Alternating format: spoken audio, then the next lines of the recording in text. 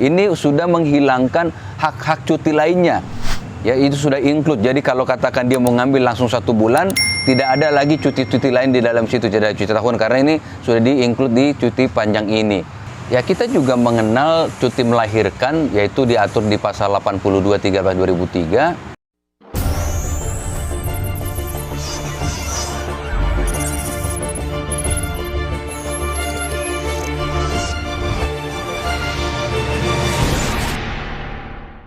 Ya, lalu juga ada cuti keguguran.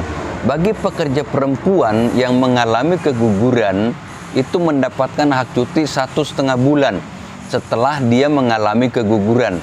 Itu diatur di pasal 82 ayat 2 13/2003. Ketika buruh perempuan itu mengalami keguguran, maka dia mendapatkan hak cuti 1,5 bulan, dan itu harus dibayarkan upahnya oleh pengusaha. Ya. Lalu juga ada cuti sakit. Ya, cuti sakit itu aturannya di PP 36 ya tahun 2021 pasal 40 ayat 3. Izin sakit dapat diberikan bagi karyawan yang kondisinya tidak memungkinkan untuk melakukan pekerjaan. Mereka memerlukan waktu istirahat sesuai dengan jumlah hari yang diserahkan oleh dokter. Ini juga masuk bagian cuti. Karena apa? Upahnya harus tetap dibayar. Ya, itu artinya adalah berdasarkan rekomendasi atau kalau kita bilang ya keterangan dari dokter lah, menggunakan surat dokter, itu juga wajib diakomodir oleh perusahaan, dan kawan-kawan juga wajib untuk tahu bahwa itu adalah hak. Ya, itu adalah hak. Lalu juga ada cuti haid. Cuti haid bagi pekerja perempuan. Pasal 81 ayat 1 Undang-Undang 3 2003, pekerja buruh perempuan yang dalam masa haid merasakan sakit dan memberitahukan kepada pengusaha tidak wajib bekerja pada hari pertama dan kedua pada waktu haid. Cuti haid juga sama. Ya, ini hak bagi para buruh perempuan, yaitu selama 2 hari. Hari pertama dan hari kedua.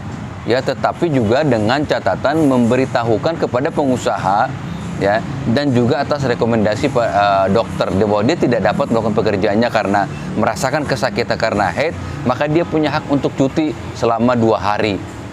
Lalu juga ada cuti haji untuk saudara-saudaraku yang muslim. Ada juga cuti untuk haji atau umroh, melaksanakan umroh. Ya, di mana di dalam pasal 80 Undang-Undang 13 2003 bahwa pengusaha wajib memberikan kesempatan yang secukupnya kepada pekerja buruh untuk melaksanakan ibadah yang diwajibkan oleh agamanya, dan itu tetap upahnya tetap dibayar. Ya, walaupun mungkin hak-hak lain seperti hak kehadiran segala macamnya udah pasti itu tidak dibayarkan, tapi untuk upahnya, upah pokoknya, upah tetapnya itu wajib dibayarkan. Ya, itu cuti. Ada juga cuti-cuti lain yang diatur di PP 36, yaitu contoh ketika pekerja atau buruh menikah. Ya, dia mendapatkan hak cuti 3 hari untuk pekerja yang menikah. Lalu juga menikahkan anaknya. Kalau pekerja tadi pekerjanya yang menikah itu 3 hari, ya, lalu ketika pekerjanya menikahkan anak itu dapat cuti 2 hari. Ya. Lalu juga ada menghitankan anaknya untuk pekerja muslim, itu adalah 2 hari.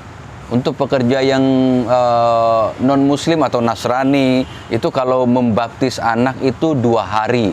Lalu juga istri melahirkan atau keguguran kandungan dibayar untuk selama 2 hari. Artinya pekerja laki-laki yang istrinya mengalami keguguran ataupun melahirkan itu mendapatkan hak cuti 2 hari. Atau suami, istri, orang tua, mertua, anak dan atau menantu meninggal dunia dibayar untuk selama 2 hari. Ini artinya adalah anggota keluarga inti, keluarga kita. Itu anak, orang tua, mertua. Ini adalah bagian keluarga inti. Ketika mengalami katakan ada yang meninggal dunia, maka si pekerja mendapatkan hak cuti 2 hari.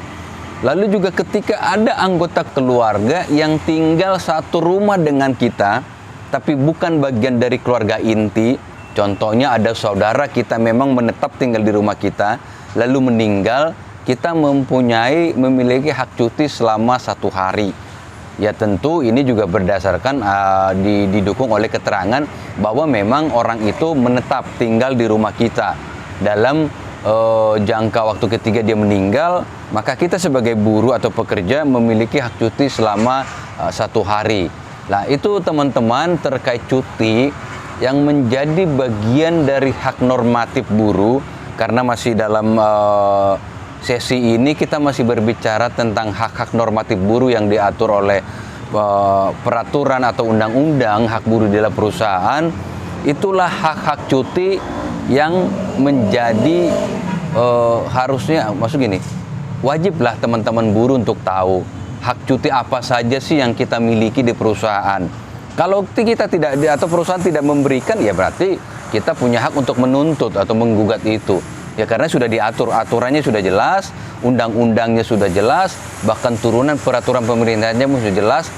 Cuti-cuti apa saja menjadi hak kita sebagai buruh, dan cuti ini sekali lagi saya katakan adalah ketidakhadiran kita di perusahaan melakukan pekerjaan, ya, namun tetap mendapatkan hak kita atau upah tetap kita sebagai buruh atau karyawan. Yaitu kawan-kawan tentang hak normatif cuti yang bisa sampaikan.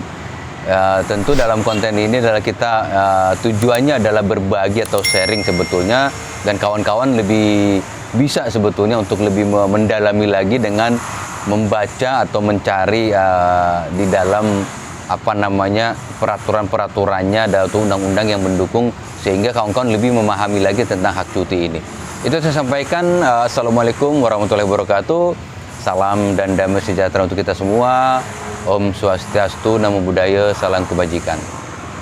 Setiap perusahaan wajib menerapkan sistem manajemen keselamatan dan kesehatan kerja yang terintegritas dengan sistem manajemen perusahaan. Kesadaran pengusaha dan juga pekerja terkait ketiga harus menjadi budaya.